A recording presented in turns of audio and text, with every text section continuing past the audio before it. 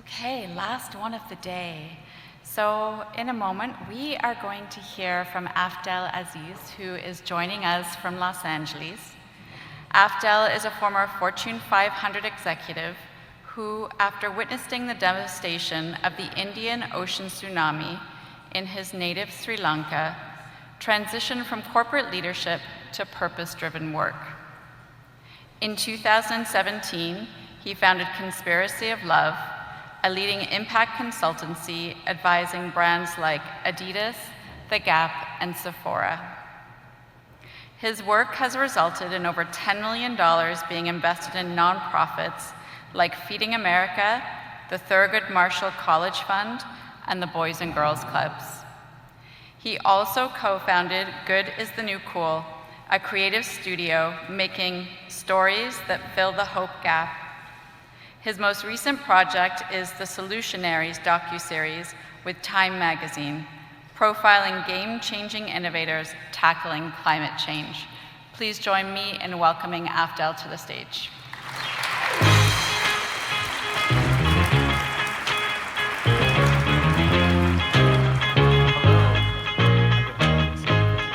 Hello, everybody. Can you hear me okay?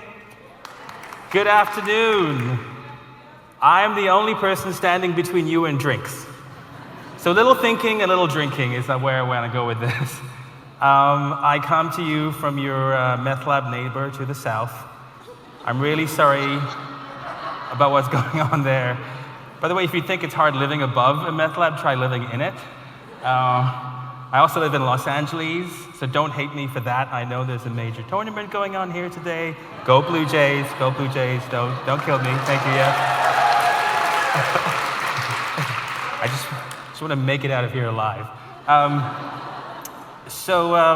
Thank you so much, Brad and the team, for inviting me here to come and speak today. I love coming to Canada. Makes me feel hopeful. And that's the topic I want to talk to you about today, the theme of hope.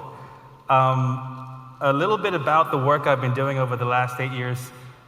Some of you may have read some of the books I've written, like Good is the New Cool, The Principles of Purpose. I've written 3 books about brand purpose, corporate purpose, personal purpose. I've been a purpose nerd for the last 8 years. And so I was delighted when Brad asked me to come and speak to you guys here today. I really want to talk to you about this moment that we're in. It's pretty unprecedented. Before I start, a little poll, by the way. So clap if you work for a nonprofit. All right, good. Clap if you work for a company. Okay, about 50-50. Clap if you work for something else. All right, good. I don't know what that is, but see me later. Okay, we'll talk. All right, so I want to talk to you a little about what's been happening over the last year or so. So as I mentioned, I live in Los Angeles. And as you may remember, we had some pretty devastating wildfires that took place there earlier this year. And when I was looking for a metaphor about this moment, the metaphor of a wildfire seemed pretty appropriate. In addition to the actual wildfire that happened in the US, I feel like there's a metaphorical wildfire going on that's kind of burning down so much of the work that we in this room have worked on together.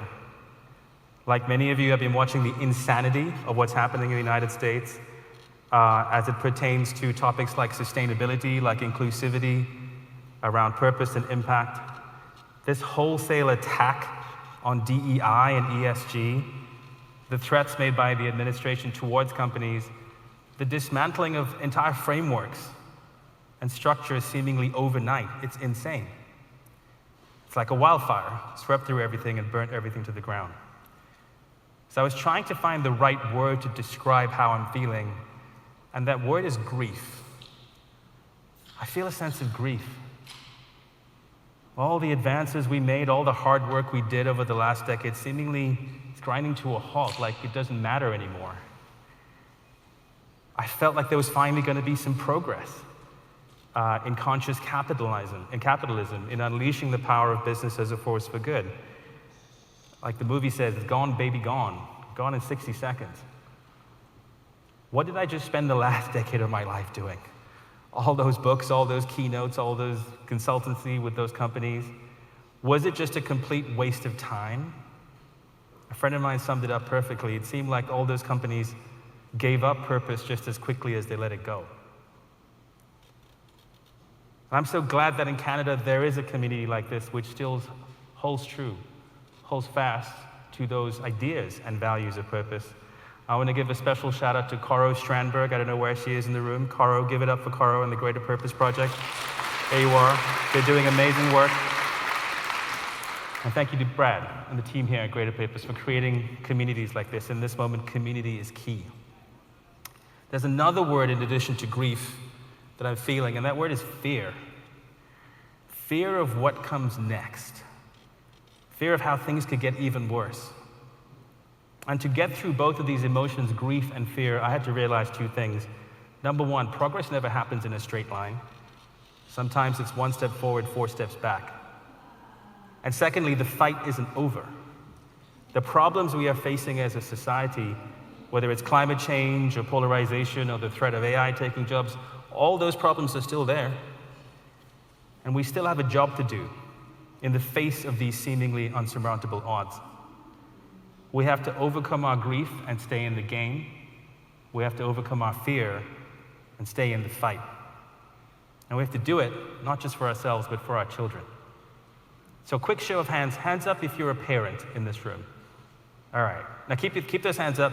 Hands up if you have nieces or nephews that you really love. All right, cool. It's an overwhelming majority of you guys out there are parents. This is my own journey to becoming a parent. We adopted my son Nuri when he was 1 year old from Sri Lanka. My wife and I are Sri Lankan. This is a picture I snapped of my wife on the plane on the flight home as she is looking at him in his economy class seat going, what the hell have we just done? We were two happy-go-lucky 30-year-olds living in New York City, partying like rock stars, and then suddenly there was a 1-year-old in our house. It was a pretty game-changing moment, but it turned out to be the best thing we ever did. This is Nuri growing up with us across the years. He is an incredible kid. He is into Lego and Star Wars and Minecraft and all those things that kids are into. And so, like many of you parents, I look at him and I go, what is this world he is inheriting? And what am I doing to give him a world worth living for? I don't want to ever look back at my life and think I could have done more. I want to leave it out on the field. So I picked myself up and decided to do something about it. And I want to talk to you about the playbook of, I think, what we can do together next. Now, as I mentioned, I live in LA, and a really cool thing is in the neighborhood that I live in, every evening when I go for a walk, I look down at the end of the street and I see the Hollywood sign. I see it far off in the distance. And it's like this little lightning bolt going, whoa. I live in this city, which is the world capital of storytelling. For 100 years, Hollywood has told stories that travel around the world, and they've infused culture. But there's a big problem with the stories we're telling right now, is that they're all about the end of the world. Here is a small list of stories that I've collected. I asked ChatGPT, actually, to make me a list of 100 movies about the apocalypse. Easily made me 100. I asked it to make me a list of movies about how we avoid the apocalypse. 0 movies about how we avoid the apocalypse. So here's just a few ways of how we could die, right? So, A Quiet Place. Would you like to die from aliens? Leave the world behind, death by AI. 28 years later, death by zombies. Zombies are my favorite because at least you get the cardio. You know, there's a little bit of running that you can do as well. By the way, not any better in TV. In TV, here's a recent selection. Silo, humanity lives underground because of environmental disaster. Fallout, humanity lives underground because of nuclear disaster. The Last of Us, humanity lives above ground, but back to the zombies. There's zombies still chasing us. Again, it's no different in social media. We are seeing the wholesale polarization and colonization of our brains because of social media, massively causing mental health issues. And by the way, if you're wondering what you guys have to do with this, if you work for a company, it is your advertising dollars that are powering this. $5 billion for the Canadian social media market this year, $9 billion by 2030. You are fueling conflict for clicks. All those pixels are causing paralysis. This is causing, by the way, in the media, this massive increase in negativity. The rate of negativity in the news has increased exponentially over the last 5 years, and it's continuing. The well-known philosopher Ron Burgundy summed it up best.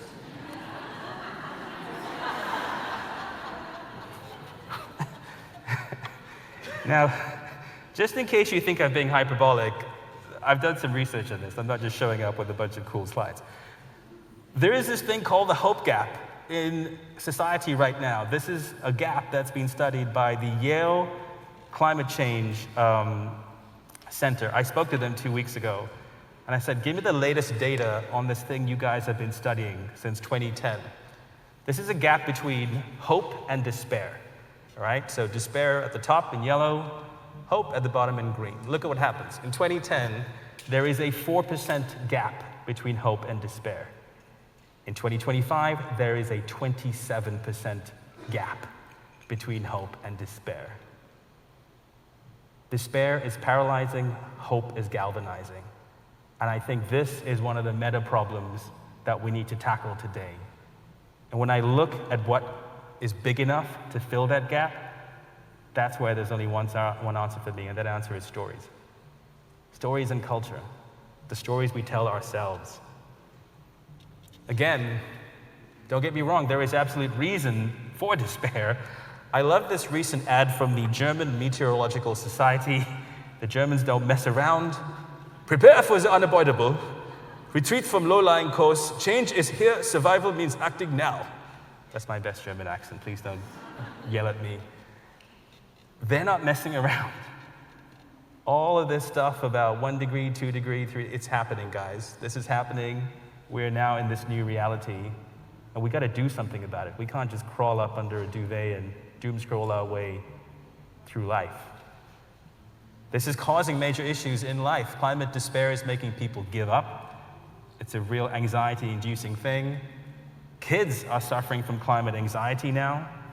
They're literally carrying the weight of the world on their shoulders. Climate apocalypse fears are making people stop having kids in the first place, and I don't blame them. Like, who would want to bring a child into this environment right now? By the way, as a proud adoptive father, here's my plea to them. I understand if you don't want to bring a child in, but maybe think about adopting one of the hundreds of thousands of kids who do live right now and give them a better life. They're the ones who are going to be the most affected by what's about to hit them next. Maybe help them. All of this hit me with full force one day when I literally heard a friend of mine say this. It may be time to sit our kids down and have a conversation with them about not having their own children. This is insanity. This is species suicide. How did we let it come to this? And here's where the storyteller in me comes alive, because as I said, I think there is only one thing that's big enough to fill that gap, to give us hope, and that is stories. For thousands of years, stories have been where and how humanity has gotten through the hard times, to make progress, to overcome fear. From the first cavemen fighting a saber-toothed tiger, to sending an astronaut into space, humanity has told itself stories about resilience, determination, and progress. It's time to tell a new story, one where humanity not just survives, but thrives. You know, I spent the last 8 years of my life trying to use strategy to get some of the biggest companies on the planet to change their focus and to invest in solving some of the biggest problems facing our world. And what I just witnessed in the last year is that when faced with pushback, so many of them just caved in. They threw out strategy in service of survival. And I understand it. That's the way capitalism is designed. Capitalism has worked for 400 years to serve an increasingly small number of people. For the last couple of decades, we've been experimenting with this new form of purpose-driven capitalism, whatever you want to call it, shareholder capitalism, all the rest of it, as a way to try and turn it into a force for good. To expect it to change so quickly in hindsight was unrealistic. Progress never happens in a straight line. Sometimes it's 1 step forward, 2 steps back. But there is something bigger than capitalism, and that is culture. Culture sits upstream from everything else. My dear friend Nelson Switzer, who's based right here in Toronto, told me this story that he got from David Foster Wallace about these two goldfish who are swimming along in the water, and they meet another older goldfish coming towards them, and he says, "Morning, boys, how's the water?" And the two goldfish keep swimming, and then one of them turns to the other and says, "What the hell is water?" Culture is water. Culture is what is all around us. And like I said, culture sits upstream from capitalism. It's what creates the conditions for capitalism to operate in. So this is part of the purpose pivot I'm advocating for. All of you in this room have access to stories. Whether you work for companies or you work for incredible nonprofits that have stories at their core, it is time to unleash those stories of hope, those stories of possibility, of solutions. I'm not talking about advertising, I'm not talking about greenwashing or purpose washing, any of the things that a gentleman before me was talking about. I'm talking about something much simpler. You see, I believe we already have all of the solutions we need right now to fix every single problem on the planet. We have them, they're right here. Many of you in this room are already working on them. What we are missing is the will to scale and accelerate them so they become widespread and adopted by the majority. It's about changing the cultural narrative from one of despair to one of hope, of agency, of action. It's a recognition that culture sits upstream from capitalism, that the stories we tell shape the strategy we build, that hearts and heads have to work together. Well, what the hell are you doing about it, Af? I hear you say. Let me show you.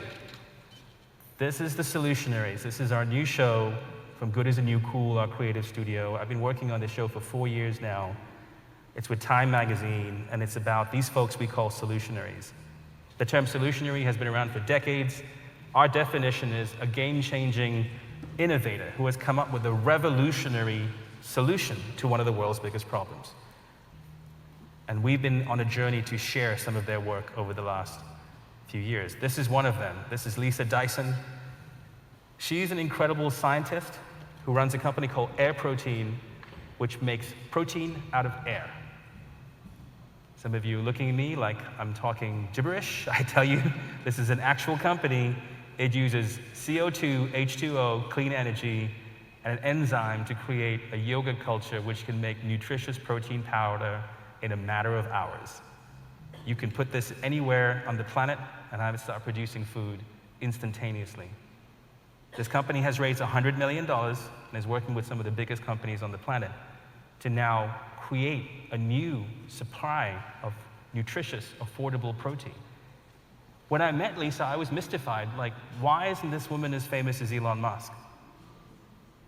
And I made it my life's mission to tell the story of her work, because hearing her story gave me hope. Hope that people with big brains and bigger hearts are coming up with solutions that can help solve and save our planet. What they need help is with storytelling. So we created these 3 films about Lisa, about Cyril Gutsch from Parley for the Oceans, who are doing amazing work cleaning up our oceans and finding all new alternatives to plastic using biomaterials and bioengineering. This is Rebecca Hu Thrams from Glacier.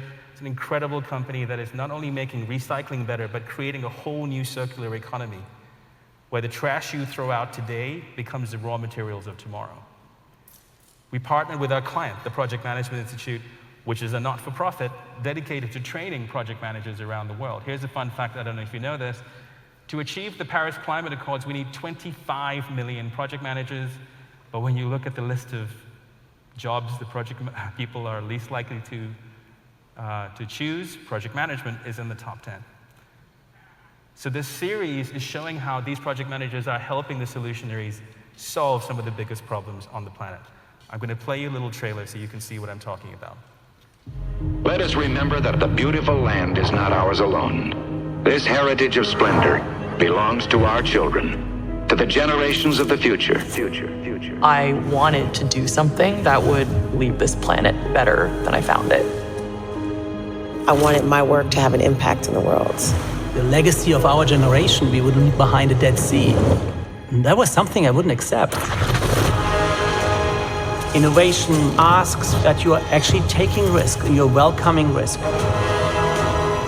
I think it was the first time in my life where I was like, holy cow. We're at a major turning point. This is how we can do it. Climate impact, that's the mission. Innovation is the highest form of protest. You offer them something that is better. What do you think? Do you like it?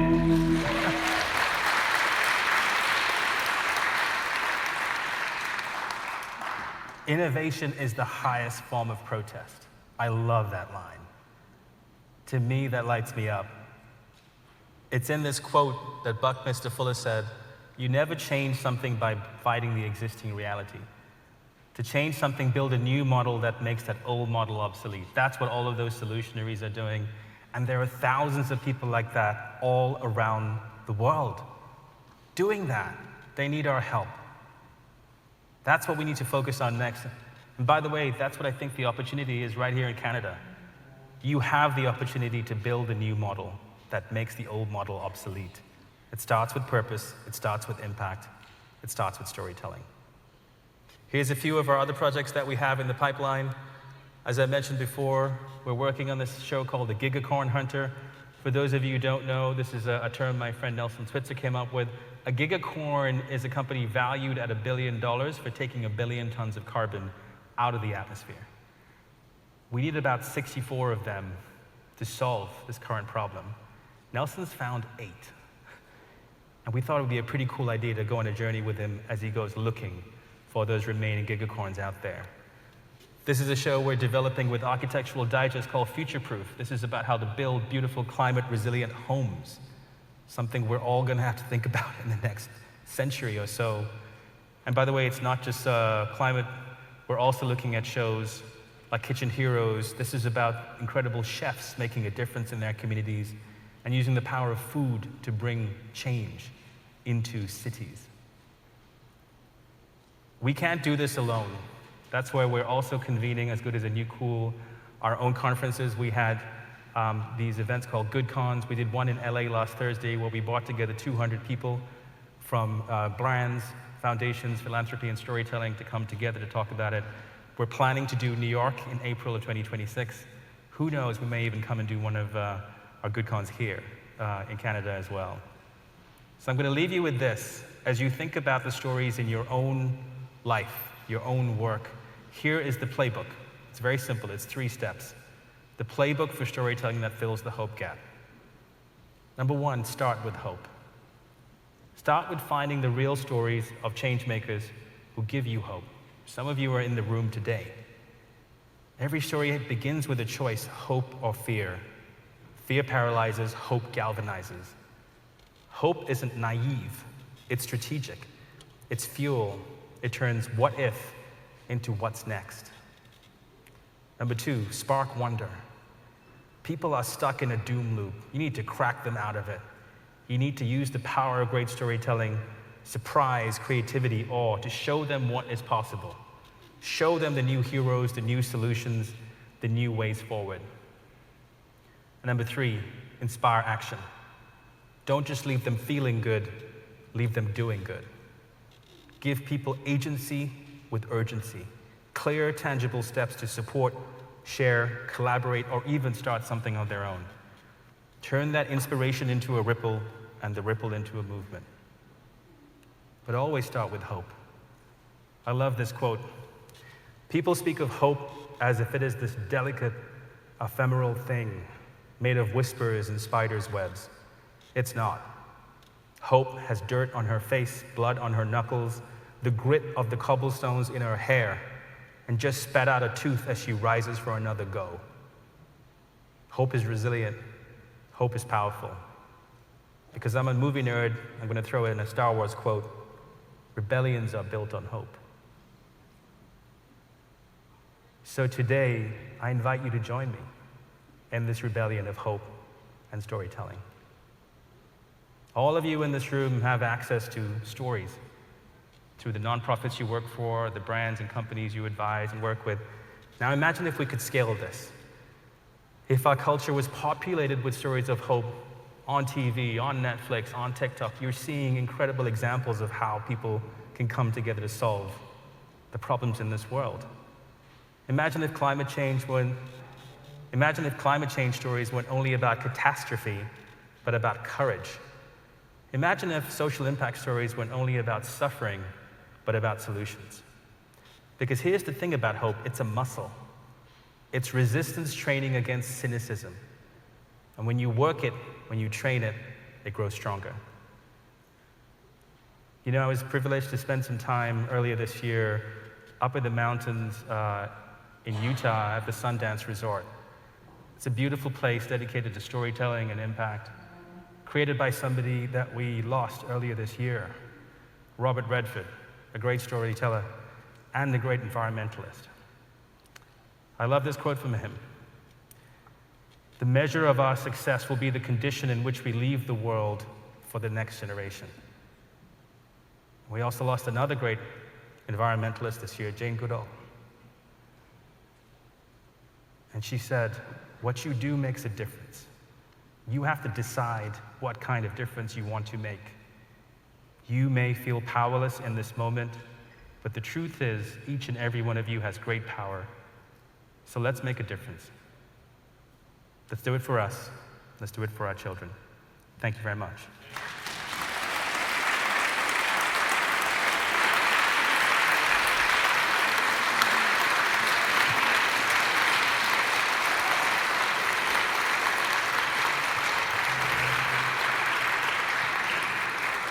Thank you, guys. I believe we have time for some questions now.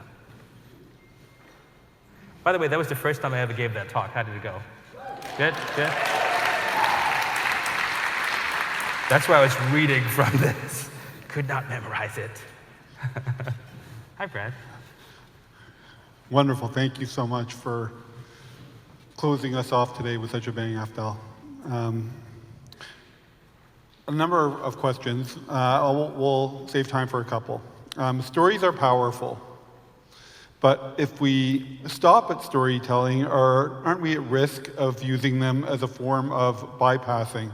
How do we ensure our stories inspire courageous action, not just comfort or admiration? Yep, 100%. I think that's where the Playbook said, start with hope, inspire wonder, but inspire action.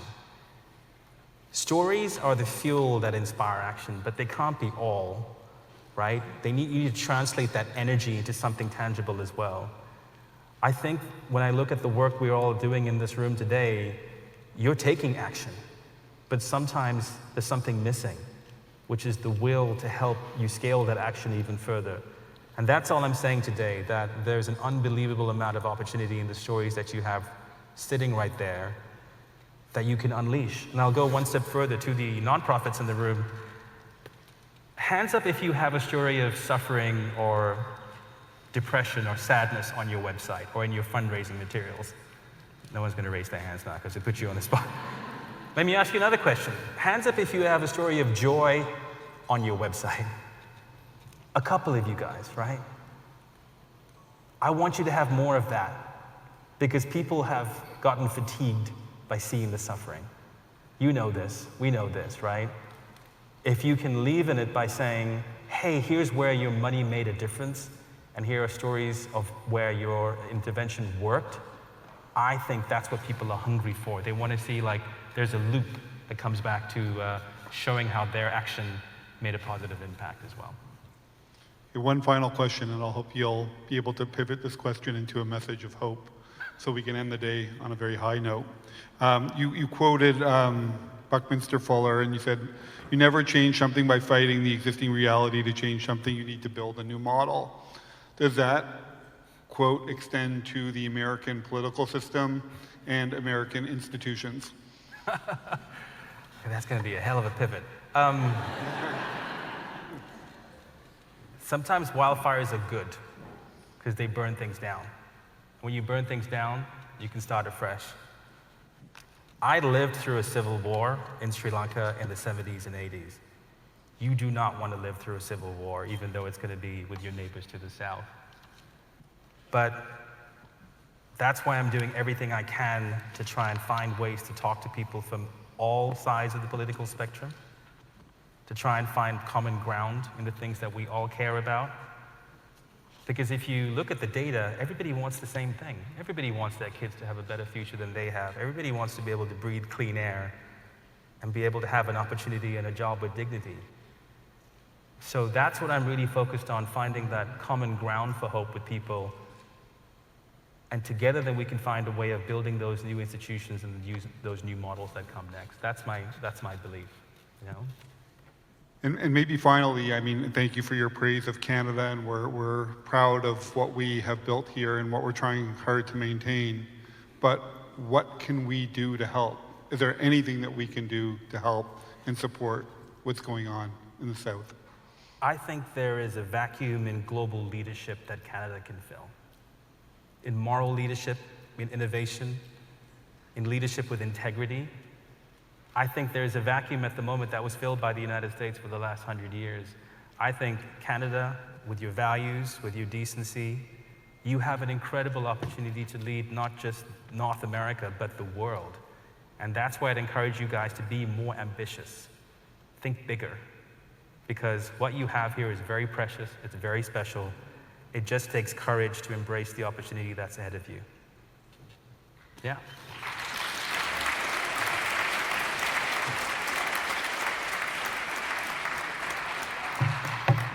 We are undoubtedly leaders in the social purpose space, and thank you for that, and thank you for closing us off on such an inspirational note. So a few notes as we head into the reception. First and most importantly, thank you so much for spending your day with us. This is an awesome room.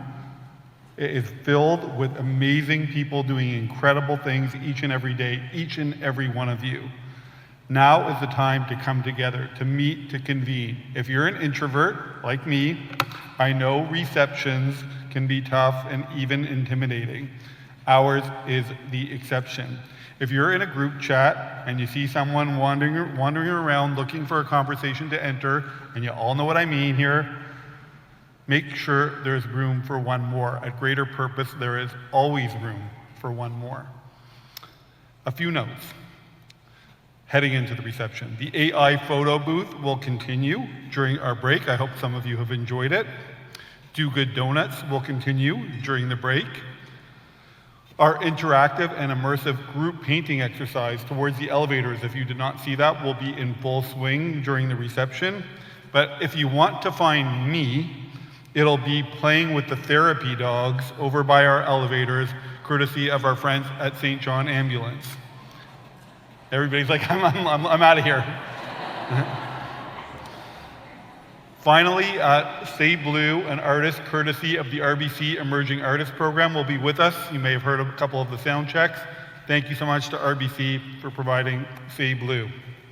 So what I'm going to ask you to do is eat, drink, be merry, laugh, cry, enjoy our extensive wine list that includes both white and red. We also have a surprise group collaborative exercise. We cannot leave until all of the donuts have been eaten. Seriously, we hope you have a great time at the reception. Have a wonderful evening. We will see you tomorrow. Doors open at 8 a.m. Our first session begins at 8:45 sharp. Enjoy the game. Go Jays, go. Have a great night.